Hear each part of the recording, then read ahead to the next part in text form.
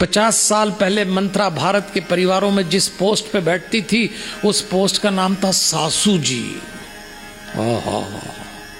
50 साल पहले घर फूटे तो ठीकरा सासुओं पे फोड़ा गया। सासू ऐसी, और सासू 50 साल पहले होती भी ऐसी थी। क्या फायर ब्रांड सासू होती थी 50-60 साल। आजकल तो मिलती नहीं ऐसी, जिस सासू को छुओ करंट मारती थी। अब वैसी सासू नहीं रही। वो जितनी बहुएं थी वो सासू बन गई। अब उनको अकल आ गई, अब वो नहीं लड़ती। अच्छा, पहले बच्चे भी 5-7 होते थे तो इस घर में लड़ो, फिर उसके यहाँ चले जाओ, फिर तीसरे के यहाँ लड़के, चौथे के। अब ले दे के 1 की 2 औलाद होते तो यहीं मरो, कहाँ जाओगे।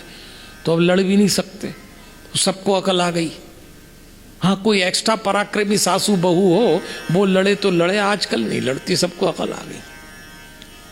फिर मंत्रा ने पोस्ट बदल ली। फिर पूछा मंत्रा आजकल कहाँ है, तो फिर मंत्रा बहू में घुस गई। अब उसके बाद तो बहू लाने में क्या पसीने छूटे।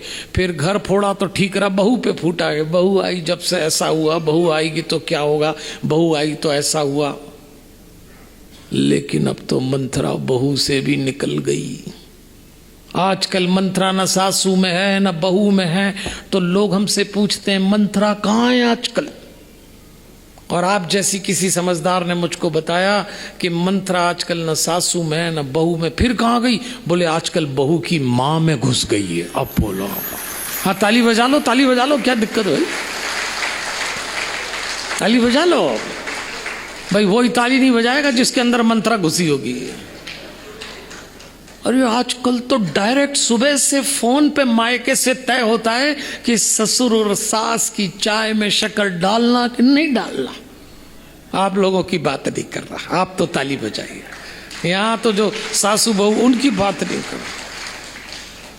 जिस दिन जो गृहस्थी मायके से कंडक्ट होगी, संचालित होगी, उस घर में महाभारत की इबारत लिखी जाएगी। इस पे ध्यान रखना।